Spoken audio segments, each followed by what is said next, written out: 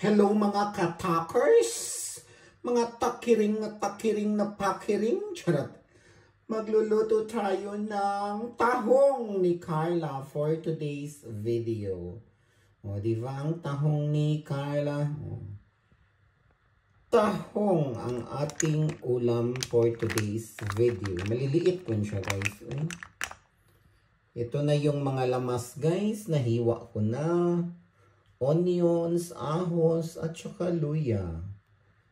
Lulutuin na natin yun siya guys para makakain na tayo ng tahong. Pa!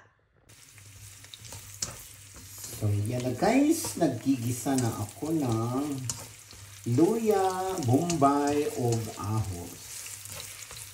So nagigisa na tayo guys para sa ating tahong for today's video. Tahong! Ayan.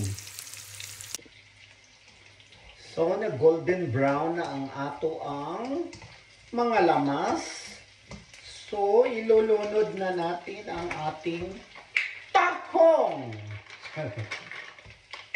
Anaon siya. Tahong! Diba?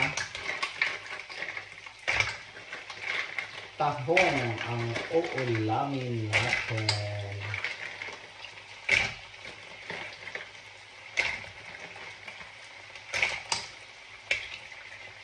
So yan na guys, nalunod na natin ang tahong. So yan na guys, lutuin lang natin siya. Madali lang itong maluto ang tahong. Ayan, tahong for today's video.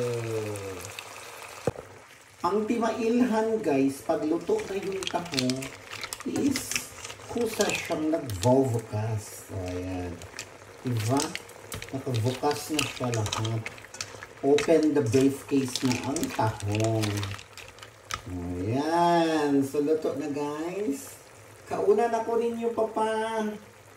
Mga una tapafa. Kauna na ninyo akong tahong fafa. Charot. Mga una ta guys. Tahong ang atong sudan.